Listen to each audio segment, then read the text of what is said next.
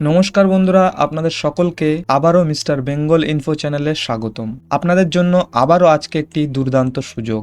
রেলওয়ের পক্ষ থেকে 2025 সালের শেষে আপনাদের জন্য আবারও কিছু পদের জন্য ভ্যাকেন্সি বার করেছে। এটি আপনাদের জন্য একটি দুর্দান্ত সুযোগ হতে চলেছে। এই রেলওয়েতে আপনাদের যে সমস্ত পদের জন্য এখানে ভ্যাকেন্সি বেরিয়েছে সেগুলো হচ্ছে, দেখুন একবার, ইন্সপেক্টরের পদ আছে, আপনাদের ল্যাব অ্যাসিস্ট্যান্ট আছে, জুনিয়র ট্রান্সলেটর আছে, ল অ্যাসিস্ট্যান্ট আছে, এছাড়াও আরও অনেক পদ আছে যেগুলো আমি আপনাদেরকে একটু পরে দেখাচ্ছি।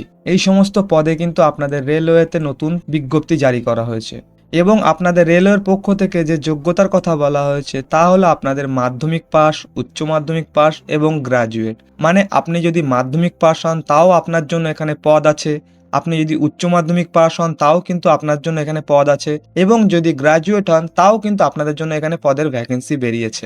তো আশা করি বোঝা যাচ্ছে বিষয়টি।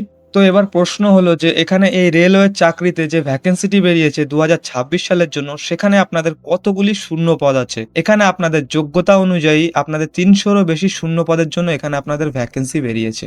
এই যে রিক্রুটমেন্টটি জারি করেছে এটি একদম নতুন রিক্রুটমেন্ট জারি করেছে আপনাদের 2025 সালের জন্য, এবং আপনাদের সিলেকশন হবে 2026 সালে। ঠিক আছে, এবার আপনাদের আবেদন শুরু হয়েছে কবে থেকে? আপনাদের আবেদন অলরেডি শুরু হয়ে গেছে এবং শেষ তারিখ কবে বলেছে আপনাদের? 29শে জানুয়ারি 2026 সাল। 29শে জানুয়ারির মধ্যে আপনাদের এখানে আবেদন করতে হবে এই রেলওয়েতে। ঠিক আছে, আর এখানে আপনারা মহিলা পুরুষ সকলেই আবেদন করতে পারবেন। ভারতের যে কোনো প্রান্তের যে কোনো পুরুষ এবং মহিলা সকলেই আপনারা এখানে আবেদন করতে পারছেন। ঠিক আছে, আর এই যে রেলওয়ের যে ভ্যাকেন্সিটি বেরিয়েছে এটি একদম নতুন ভ্যাকেন্সি আপনাদের জন্য। এই ভ্যাকেন্সিটিতে আপনাদের কিন্তু 2026-এর মধ্যে এখানে আপনাদের সিলেকশন হবে। আর এখানে আপনাদের কিন্তু প্রচুর পদ বেরিয়েছে আপনাদের শিক্ষাগত যোগ্যতা অনুযায়ী। আপনারা আপনাদের শিক্ষাগত যোগ্যতা অনুযায়ী যে কোনো একটি পদে আপনারা কিন্তু অ্যাপ্লাই করতে পারবেন। তো এবার আমরা মূল ভিডিওতে যাব বন্ধুরা, কিন্তু তার আগে আপনারা অবশ্যই কমেন্টে জানাবেন যে আপনারা ভিডিওটা কোথা থেকে দেখছেন। তাহলে আপনাদের ঠিকানা অনুযায়ী যে সমস্ত ভ্যাকেন্সি বেরোয় সেগুলো সবার আগে আমি আপনাদেরকে এই চ্যানেলের মাধ্যমে আপনাদের কাছে পৌঁছে দিতে পারবো। তো আশা করি আপনারা কমেন্টে কিন্তু অবশ্যই জানাবেন যে আপনারা কোথা থেকে ভিডিওটা দেখছেন। তো চলুন বন্ধুরা, বেশি কথা না বাড়িয়ে এবার আমরা মূল ভিডিওতে যাই।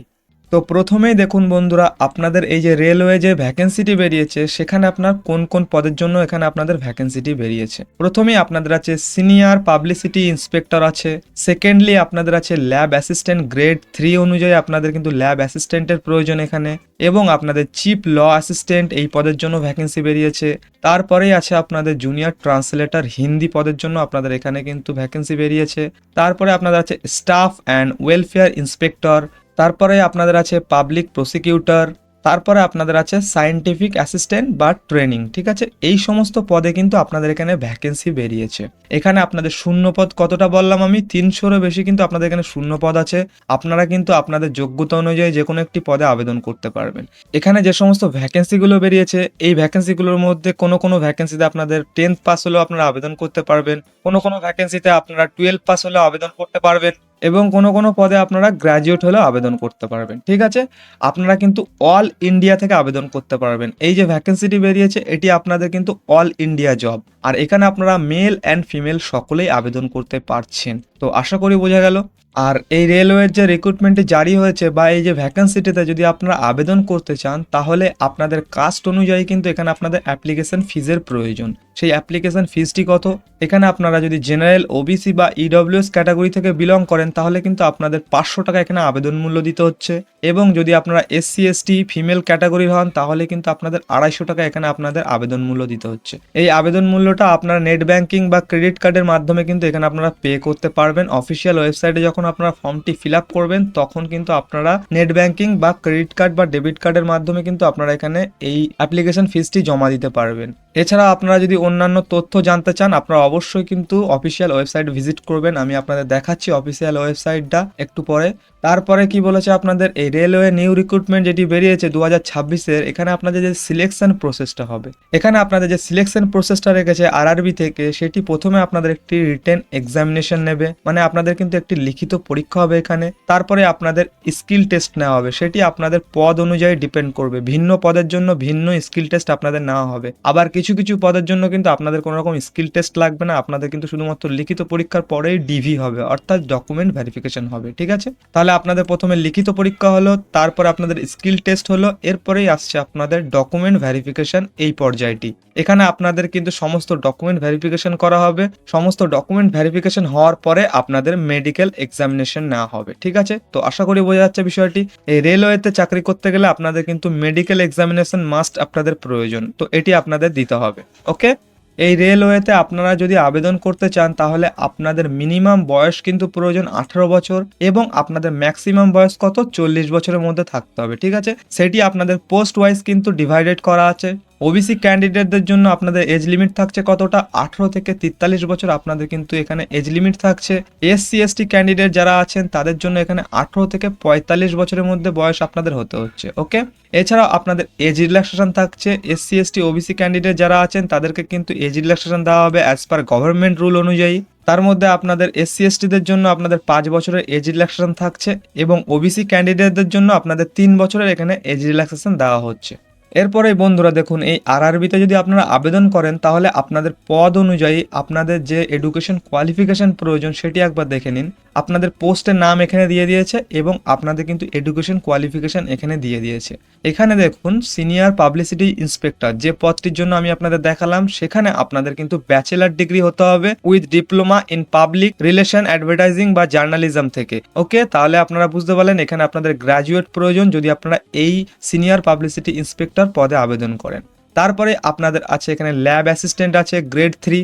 এখানে আপনাদের 12th এক্সাম পাস হতে হবে, মানে আপনাদের কিন্তু উচ্চ মাধ্যমিক পাস থাকতে হবে এই পদটির জন্য, ল্যাব অ্যাসিস্ট্যান্ট গ্রেড 3। ওকে, এরপরে আপনাদের চিফ ল অ্যাসিস্ট্যান্ট আছে। এখানে আপনারা যদি আবেদন করতে চান তাহলে আপনাদের কিন্তু ব্যাচেলার ডিগ্রি মাস্ট লাগবে লয়ের ওপরে। ওকে, এবং আপনাদের কিন্তু 3 বছরের প্র্যাকটিস সেশন থাকতে হবে, মানে 3 বছর কিন্তু আপনাদের এক্সপিরিয়েন্স হতে হবে। তারপরে এখানে আপনাদের যে জুনিয়র ট্রান্সলেটর হিন্দি পদ আছে সেখানে আপনাদের টোটাল কতগুলি পদ আছে 202টি পদ আছে এবং আপনাদের এখানে মাস্টার্স ডিগ্রি কমপ্লিট হতে হবে। ঠিক আছে, সেটি হিন্দি এবং ইংলিশের উপরে, বোঝা গেল। এরপরে যে স্টাফ অ্যান্ড ওয়েলফেয়ার ইন্সপেক্টর যে পদটি আছে সেখানে আপনাদের শূন্য পদ আছে 24টি এবং এখানে আপনাদের কিন্তু শিক্ষাগত যোগ্যতা প্রয়োজন bachelor degree diploma in labour and social welfare থেকে, মানে আপনাদের এখানে কিন্তু আপনাদের গ্র্যাজুয়েশন শিক্ষাগত যোগ্যতার প্রয়োজন। তারপরে আপনাদের আছে পাবলিক প্রসিকিউটর, এখানে আপনাদের প্রয়োজন গ্র্যাজুয়েট শিক্ষাগত যোগ্যতার প্রয়োজন।